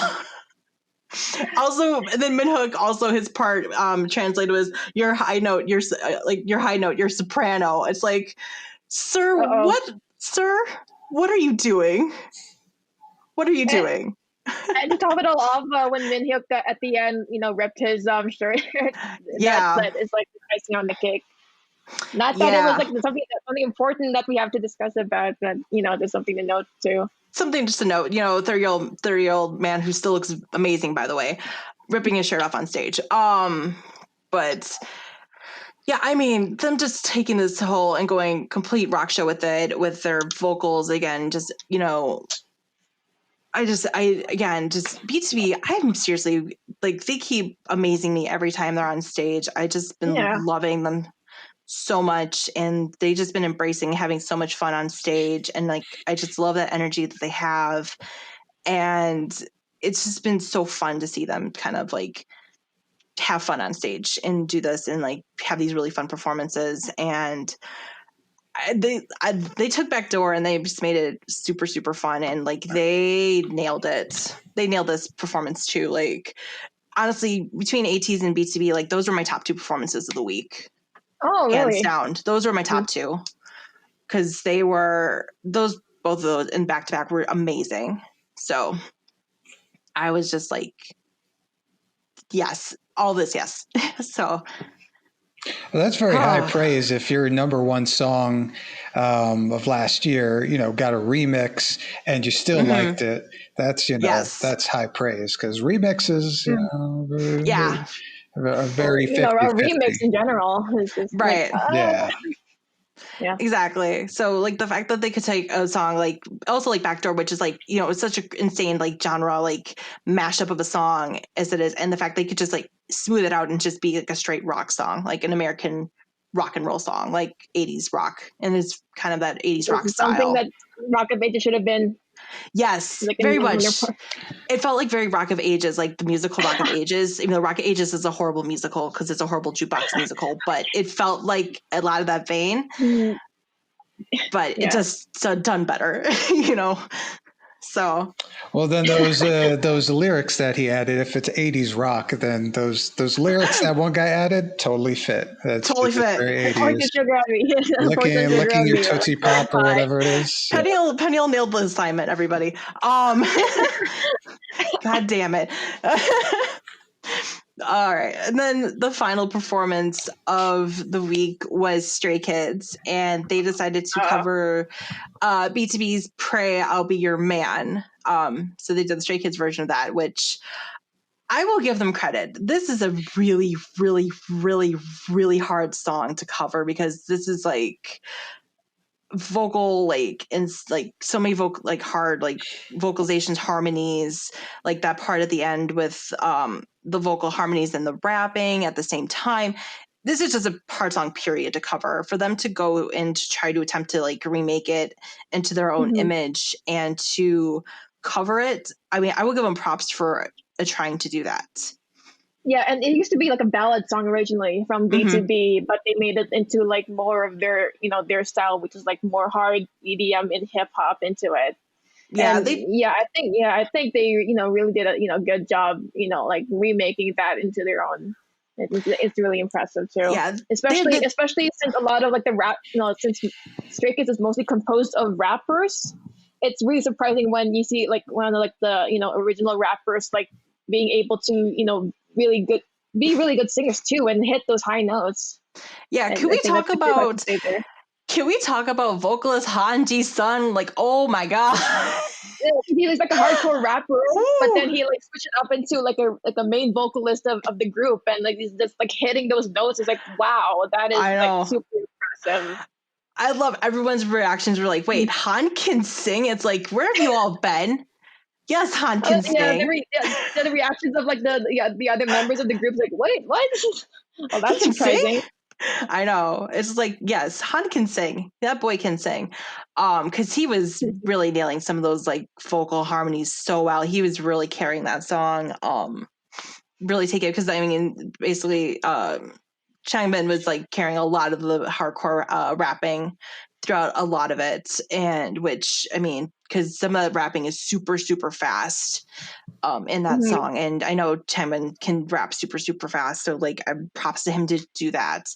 I will say this, in terms of the performance, I don't know if they went the right route in terms of the performance, in terms of them trying to do this more like familial love story where they were trying to resurrect like a younger brother or something. Is that what was happening? Kid, the child, like, bring this dead kid back to life, type of storyline. Because all of a sudden, like, there's this child, like, they're kind of crying over this like dead child, and all of a sudden, like, there's this like interesting camera angle where Changbin's like, there's this kid wiping his eyes, and it kind of pans around. All of a sudden, the child disappears, and you're like, okay, what the hell is that? And then all of a sudden it cuts to heaven or something. I don't know what that was. And all of a sudden Felix is getting dragged off in chains. And you're like, what the fuck is happening?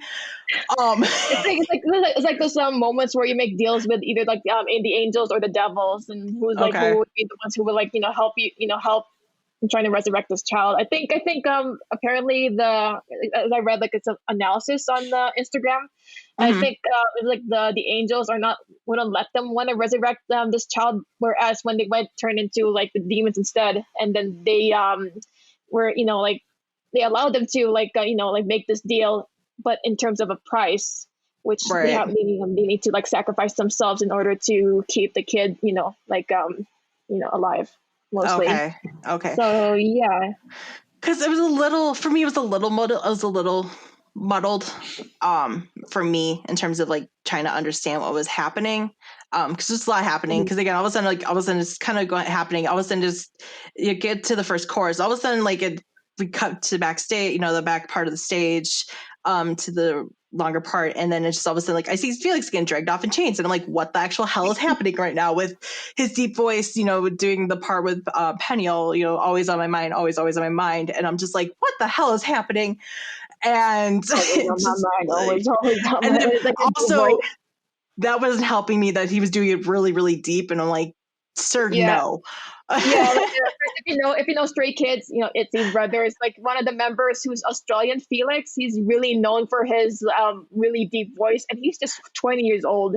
And he's like Yeah. everyone's like comparing his voice into like James Earl Jones or like Barry White. It's like, oh my gosh, he's like voice as deep as Barry White. What the hell?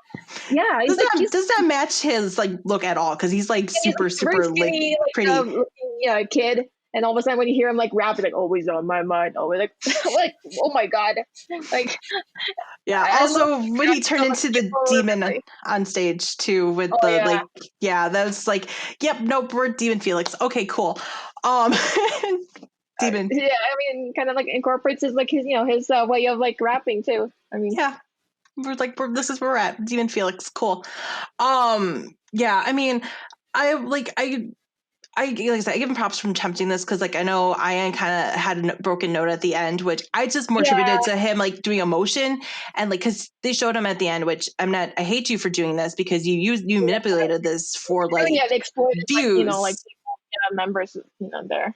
And I hate that they exploited this, but, like, he was literally crying at the end of this, poor Ian, that because he missed the high note at the end because his voice cracked at the during the last climax of the performance, and then you can hear like his voice crack, and then like when you get to the backstage and he was like breaking down like, oh my god, I screwed this up. Yeah, it's like just completely just like beside himself, and then Bang Chan coming through as best leader ever. Yeah. Trying to console him and stuff, but like it's like I more attributed that, like I kind of felt like it worked in terms of like emotional impact. Like it didn't, like I read it more as emotional, like it could have worked as emotional impact, not like his voice actually breaking at that point, because it just worked. Makes a song more human at times. Mm-hmm. Right. There's a way. I mean, I know it wasn't intended, but right. But hey, it can add, personality to the track. Right. Yeah, exactly. Yeah, so it just feels bad, like to see like these young artists, like you really want to work hard on being like perfectionists and like being they were 100%, and to see them like being so super hard on themselves if they miss like a note, or like if they if they cracked. It's just like and then they beat themselves for it. It's like like they could have like maybe like teach them into like if you make these mistakes in the performance, and just like make it up like, oh yeah, it's part of our thing. Could have like make it like some excuse for it, but just kind of laugh it off and be like, I'll get him next time. It's like, exactly. Make a joke about it next time. Be like, okay, hey guys, this time we're not doing any high notes for round 3. Speaking of making jokes, going back to NCT with NCT Dream, because there was like an in joke of one of the members, because there's one time he cracked his voice on stage, and his members clowned him out, and then he didn't feel bad or didn't feel hurt. He was just like pissed at them and started like joking like with some of the members there. And it's funny how like last year he did the same mistake, and like everyone started like making fun of oh that's so adorable. He cracked his voice again.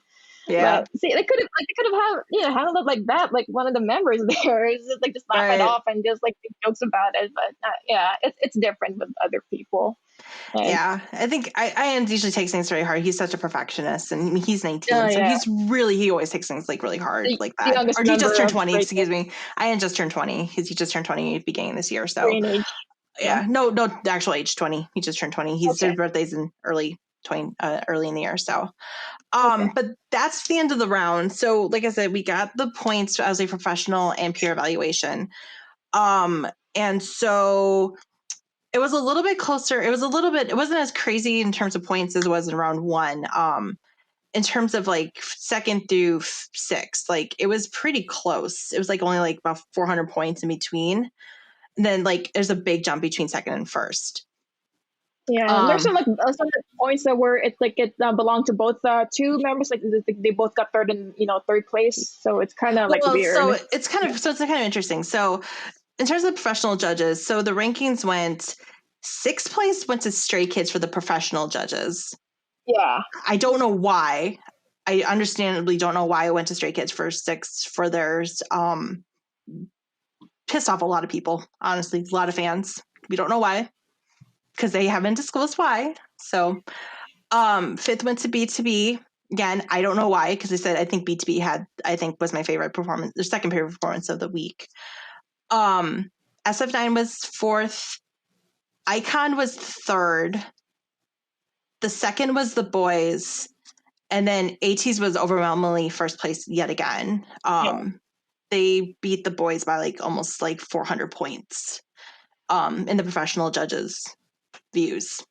Yeah, which is surprising because Ateez is like it's still like a growing group, and people, a lot of the Korean demographic are not into them yet, whereas like the internationals are really heavily supporting them and trying to get them into like bigger fame. So but it's still impressive that they're able to score that. And it's still a very small fandom because it's still, again, they're the youngest group on the show in terms of debut age. So in terms of the peer evaluation, we had two groups get actually 5 votes apiece from the teams. SF9 and B2B both got 5 votes apiece. iKON and Ateez both got 3 votes apiece for points. And then Stray Kids got 2 votes. So that left the boys with no votes at all. So when it was all said and done, at the end of the round, the boys was in 6th place. Stray Kids was in 5th in terms of the points. So it's the boys, then Stray Kids, then B2B, then iKON, and then SF9 and Ateez were only like 20 points apart from one another in terms of the points. The points from the peer evaluation and from combine the peer evaluation and the judges. So it was really, really close. So Ateez just barely won the first half of round 2, much like they overwhelmingly won the first half of round 1, but they barely won round 2, the first half of it. And then we get to the results from the other half of the voting. Uh-oh. And this is when I wanted to eat my computer out the window. There it is. This is where it happens. Because this is what happened. Because we had the episode air yesterday, which I will say is a very, very cute, fluffy episode because it's just them just being dorks on a sports day. Also, holy crap, Bang Chan. Okay. Anyway. But they released, like I said, the rankings, at least for streaming and for the global vote. They didn't release the results in terms of like the percentages. So we don't know that because, again, Mnet is snaky as hell. But in terms of the streaming totals, like we kind of knew that based upon what we saw on YouTube. It does include the Naver TV votes, the Naver TV streams too, but overwhelmingly first place was Stray Kids again because Stays tend to stream very, very well. Yeah, and they're really popular, before Ateez. So yeah, so that's why. I mean, they had nearly 5 million views in the 3 days that they had for streaming. So with Stray Kids, and then iKON, I think had about 3-ish million views, if I remember correctly. I saw. And then I knew this was going to be close, but Ateez, I think Ateez just edged out the boys for streaming views. So Ateez was in 3rd, the boys was in 4th. I think it was pretty close. It was like within like what I saw on YouTube was about 100,000. I'm not sure what it was on Naver TV, but it was very close. And then B2B was in 5th and SF9 was in 6th. And then we get to the overwhelmingly big portion of the pie, which is the global votes. 40%, yeah. The 40%. Obviously, Stray Kids is in first because, again, Stays vote very, very well. Yeah. And because they're such a huge fandom, they can kind of overcome, I think, any obstacle. The boys got 2nd place in the global votes. I think they got a lot of help because of them doing so poorly in the judging. So I think that helped them out a little bit. B2B got 3rd, which seems to be kind of where they've been sitting lately. I think their performance, helped them out a little bit too. Also, I think Stay has helped them a little bit, I think, on that too. iKON got 4th in global votes. SF9 got 5th, so Ateez got fucking 6th place. There it is. In the global votes. And this is why I wanted to get my computer out the window. This is why it was just like ATEEZ fire on Twitter yesterday. Oh my god, it's all over the place with the votes, man. it is. Yeah, there's so many factors, and then it's like I don't know how do you average those. That's why it's like it's so mixed, mixed up with I'm so confused with all the voting things. It's like, okay, like how does this average out to like who's really at like the first place, who's leading this? Yeah, this is why like nobody knows who's winning. Nobody knows exactly what's happening, what's going on. The whole 40% vote thing, I don't think fans should have that much power in terms of deciding a winner, honestly, in this situation. Yeah, they can cheat. There might be some like loopholes for them to vote again. They can vote again, right? That was like part of the rules. Well, I mean, because you have to throw for 3 teams, and people were doing the math and stuff, and like Ateez has like, according to Who's Van app where you can vote on, Ateez has like is like number 2 after Stray Kids in terms of how many subscribers there are on Who's Fan. So nobody else is voting for Ateez except for ITZY, basically. There's nobody else giving them votes to help them out. So it's just like ITZY alone on an island, and it's like them against the world. It feels like that's what I've been seeing from ITZY Twitter. So it's a little discouraging, as again, me being a very diehard ITZY. I've seen a lot of these last support like, okay, so we guys got to pick ourselves back up. We got to just do harder because like we know how good they are. We've been seeing them get such good scores from the judges and stuff. We've seen them have these amazing performances and having and then actually getting like trending on like Korean Twitter and stuff. Like they've been trending nearly every episode that they've been on. So like they are getting noticed, but it's just like it's really discouraging when you see like the numbers like in terms of the votes. Still not being as recognized as they should be at this point. Yeah, or just like the kind of the sabotage by other fandoms because other fandoms just don't want to see them succeed. Yeah, exactly. Some pettiness. So are all the votes done at the same time, or is the global votes done like after they see the peer votes? So what's kind of unfair, I agree with this. So all the votes are done. So we get to see the judges' results and the peer review results before they open up the voting. So we get to see all that before. So see if they didn't let us see that. Yeah, exactly. That people have been pointing that out too. If we didn't get to see that, we could just be a blind vote and say, okay, it doesn't just vote for the 6 performances. We don't know what the judges and the peer results are, so we don't know what those scores are. Then you really are just purely voting on like who is the best. Yeah, whoever's because then there is a manipulation. Go, vote for them. Push them up. Yeah.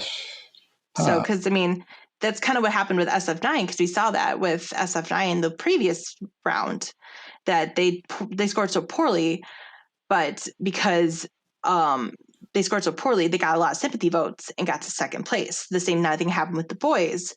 They scored so poorly, got a lot of sympathy votes, went to second place. So, wonder if they're gonna do the same thing for Ateez, or they're still gonna back up Ateez after that round. Yeah, so I'm just kind of sitting here it's just it's hard being an ITZY right now. It's just it's just discouraging. It's this way though, because BTS did come from humble beginnings. They didn't come from a really popular or well-known company before. I know. And so they slowly grew to that to where they at now. So hopefully that will happen with Ateez. No, I've been thinking about that too. Okay. Yeah, I've been thinking about that, a lot of that, and the fact that they're still hustling. Like I said, Imitation just debuted today. The day we're airing recording the episode, which is Friday. Late for us. I know. That just debuted today. Found out they're going to be on Immortal Songs next week or the week after for Psy, because they're going to cover one of Psy's songs. Does he have more than one? Yes, he has more. No, they're celebrating Psy's 20th anniversary in the industry. That's why. Wow. He's got a lot of songs. So okay. Yeah. So because Jesse's gonna be because also Jesse's on the show too on Immortal Song. So because I told Cedric and he was like, I told him he was like, Ateez on the show. yeah, He's like, oh, and he's like, Jesse's the show. Oh, Jesse. I'm like, of course. Jesse. Jump ship. He's jump. He's not biased to Jesse at all. Sure. So Are you like to be who Jesse is, Chris? I don't think so. We'll have to show him. Jesse's like this really tall, chick rapper. She's hailed from America, and she's more. I don't know how to describe her, Jenni, but it's like she's really, just kind of like she's very much like in the vein of maybe like Cardi B, Nicki Minaj type of type of rapper. Megan, and she brings a lot of like those really like those American style like raps into Korea, and she's really outspoken about like her lifestyle, because how Korea is like so conservative, and then with Jessie, like she's so like out there and expressing her her own different type of beauty, and the people and her individuality too. Okay, yeah. I may have heard a song or seen a video, but we've shared her stuff definitely on Facebook. So it's possible I've seen it, but you can't put the name to a song or name to a face. So, but I know she'll be on the show too. So I got that to look forward to at least. So, like I said, the hustle is real.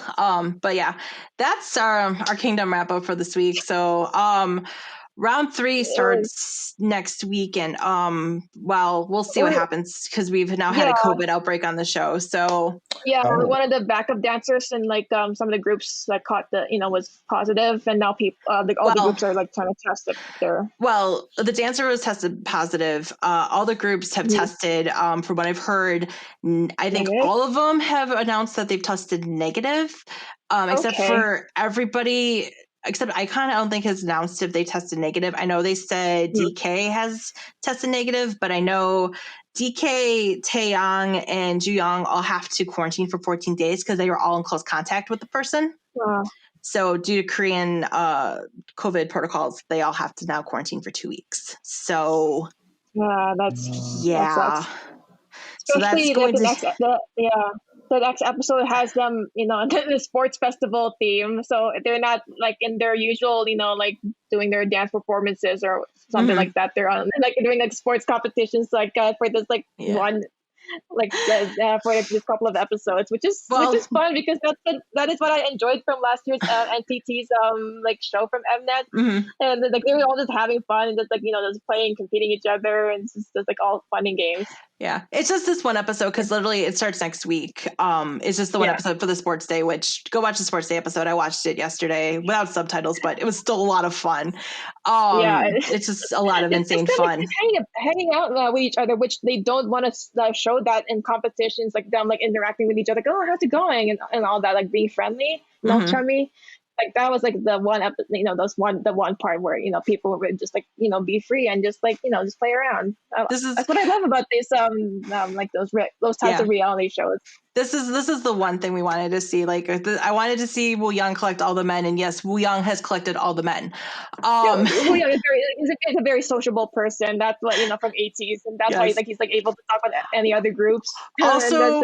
Also, yes, they were definitely pushing the Wooyoung Changbin really hard on the show. Oh yeah, there's been some shipper stuff going on, Chris. I don't relate. Well, it's romances. They have a very known French. They have a very, very well known friendship with one another. It's been known in the industry. They're very close best friends. So. They're in 2 separate groups, but they are very close friendship, and they're friends with another member in another group too, and they're kind of like the center of like this big group of like 4th generation idols. It's kind of hilarious. Yeah, it's insane. So are these competitions, at least the rounds, they're weekly? They're kind of been stretching them out to 2 weeks because again they're only like putting like 3 performances an episode because they put a lot of behind the scenes stuff in there too to kind of fill it out, so you kind of see some behind the scenes. Go ahead. It's just I mean because we'll see. I mean this 3rd round is there's now called No Limits, but it's like broken into 2 parts. So it's like we have this part where now they're broken into teams of 3 apiece, where it's going to be vocal, rap, and dance, competing against one another. And that's why we have the 3 members who are now in quarantine, because I think that was part of the dance line of the competition of the one team that got, unfortunately, had the dance crew tested positive.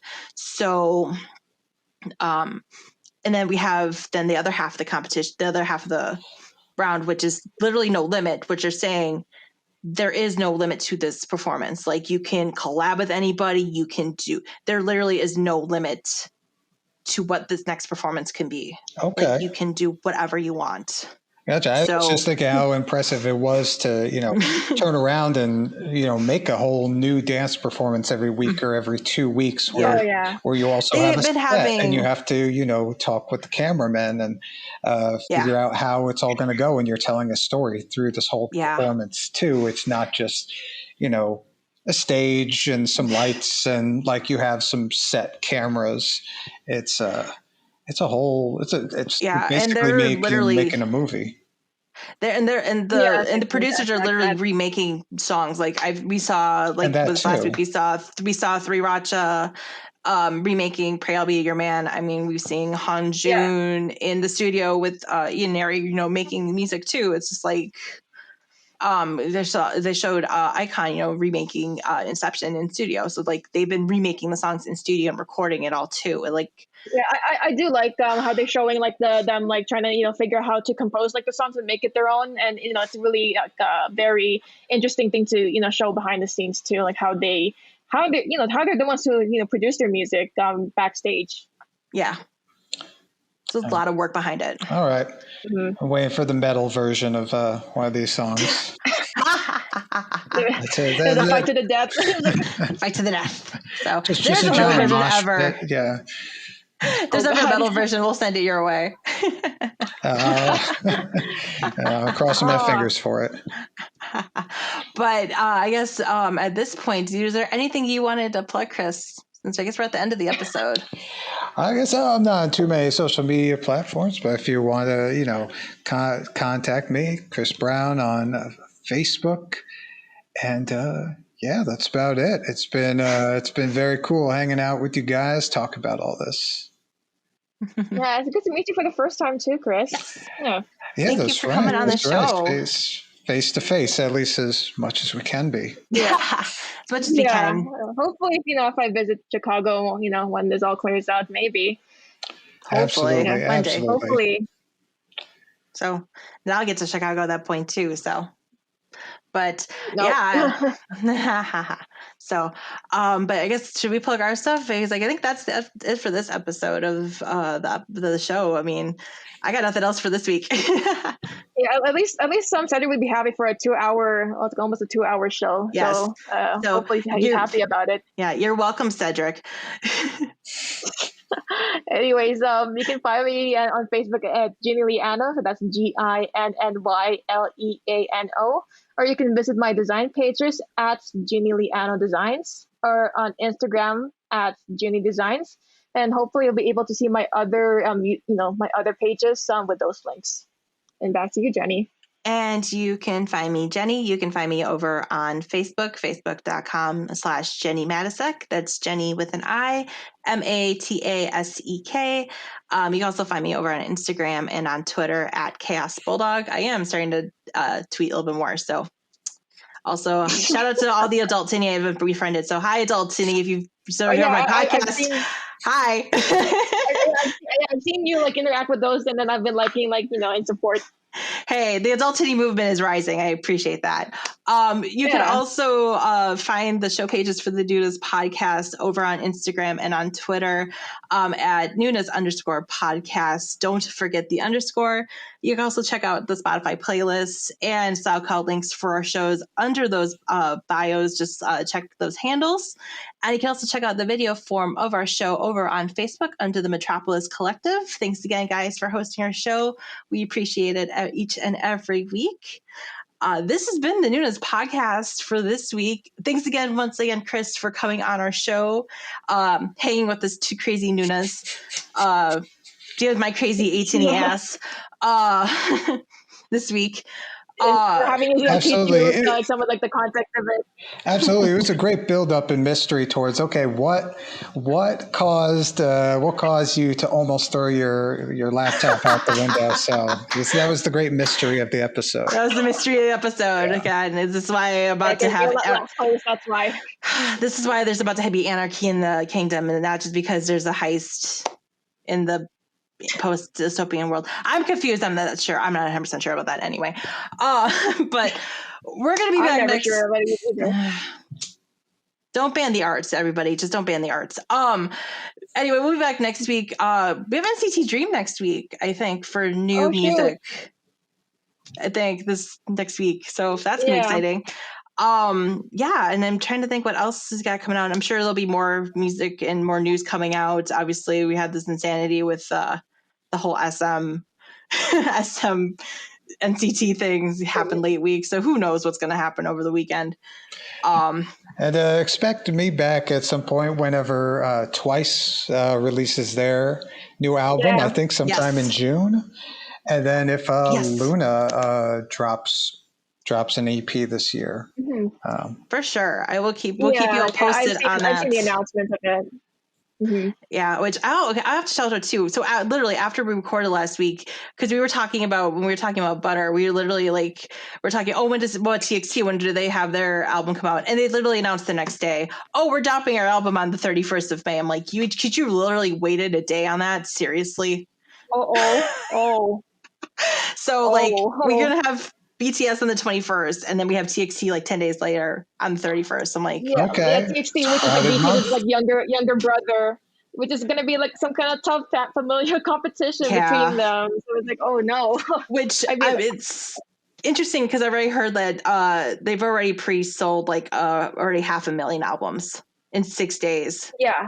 So at least. Yeah. At least. So we'll see how that goes. But like I said, this has been the news podcast for this week. And I guess as always, fighting.